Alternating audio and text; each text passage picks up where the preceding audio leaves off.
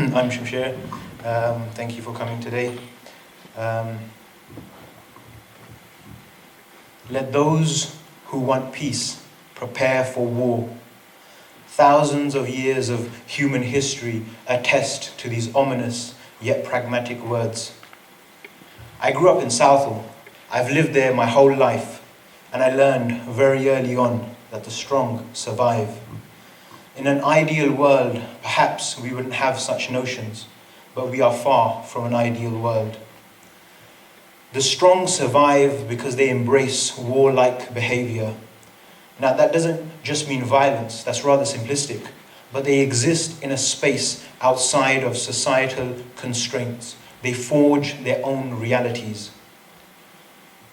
As I've grown up and reached this age of maturity, my family say I look like my dad. I never used to see the resemblance, but I've come to see it in my own way. I do indeed look like my dad. I see things like him. When my dad was growing up, there was a war in Punjab, a war that he was a part of, a war that shaped his reality and that would come to shape the reality of his family. And it's in this space that I learned what home means. I think our community has a very localized, romanticized, and somewhat detached understanding of what home means today. I mean, just take a look at the board that people have been writing on all day about what home means to them. And I think it's because of their self-centered, self-preservationist notions of upper middle class aspiration. We are consumers of lifestyle choices. We buy into ideas of beauty, ideas of socialization, of home that are alien. And I get it. I'm going to get married, and I want my own house, somewhere I can create my vision of what life means to me. I can live and create and express in a way that's true to my understanding of what life is. But this warmth and comfort has a price, and that price is detachment from the larger, sick understanding of home. When we come to associate warmth and comfort with home, which by themselves aren't bad ideas, but when these ideas become the national obsession, a goal for the class or caste-based society, a metric by which we judge those that we deem less fortunate than us, those that have less privilege than us, there is only progression for the few and exploitation for the masses. Our nation has no home. We're like lost children wandering in a forest looking for shelter, and those that do get the shelter want to preserve it for their own families. Guru Nanak, the teacher, the wanderer, the spreader of a vision of unity, a vision of realizing the divinity within you, the empowerer of the downtrodden, helpless, and apathetic masses, created the first Sikh home for those that shared his vision. He called it Kartarpur, a place of the Creator, a place of the empowered. The lovers of Guru Nanak that would become extensions of his limbs created more homes at Khadur, Goindwal, Amritsar, Taran Taran, Kiratpur, and Anandpur. These homes created by the Gurus became a state within a state, the Sikh homeland.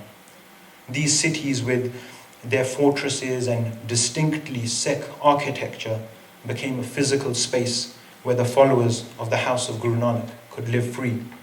You only have to go to any village in Punjab today and you'll see that people don't live free because you can't cross one side of the village to the other. In my village back home, there's an area where so-called lower castes live, and it's a reality even today. This homeland became an expression, became a place for expression where people could reach their divine potential. And more, this homeland became a staging ground for the Sikh armies, for the invasion of oppressive governments and religious extremists. Banda Singh Bahadur expanded this homeland and gave it solid borders. The missiles defended it, and Ranjit Singh created an empire for his family within it. Then we became homeless. Right now, as a people, we are homeless. Since 1849, we as a people have been reaching for home. Over the last 165 years, many legendary Sikhs have died to regain our homeland. and make it a political reality once again. Most recently, these efforts were seen in the war that my dad was a part of, a civil war for the recreation of the Sikh homeland. For Sikh activists all around the world, this home has a name, and that name is Khalistan. Today, Khalistan for the uneducated masses represents a theocratic state or a romanticized religious movement. That is exactly what the state, the Indian state, works so hard to do with their anti-Sikh propaganda. Now it's also become part of our narrative. And this is a problem. Because when you romanticize a movement, the fighters become demigods and their revolution becomes beyond the reach of the masses it seeks to inspire.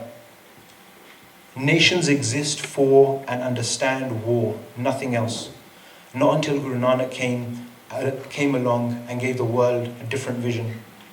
To create nations, you need war. In the last 50 years, the world has seen the creation of 23 nations, none of them by petition. We were a people that were given the philosophy of ultimate preparedness to exist in a perpetual warlike mind state. A mind state that creates superior humans, humans in tune with nature, for mastery of nature, of self, of the environment, of the elements that make up the world is the most primal and basic rule of war. One who controls the environment, both mental and physical, controls the outcome of all battles. And this journey between war, home, and peace is something that we're so far detached from. What we have today is warlike posturing, a facade of war, but no real understanding of it. In fact, we are afraid of war, because war destroys notions of warmth and comfort, which to most of us is home. The Universal Declaration of Human Rights gives nations the right to self-determination, which creates a grey area. If you win, you're a hero with a home. If you lose, you're a terrorist. Sikh revolutionaries will once again establish the Sikh homeland.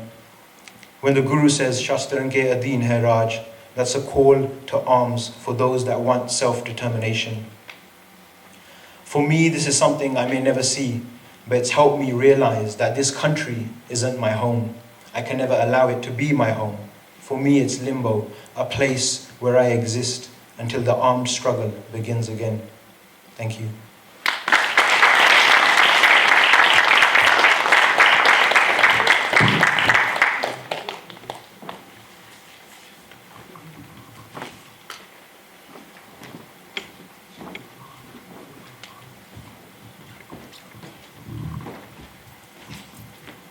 Thank you, Shamsher. We're going to introduce our next speaker now, our final speaker, Loveleen Kaur. She's actually from Canada. She organises local community workshops and has carried out intense research. She's finished her MA recently, which has been published. So if you can welcome her on stage, that'd be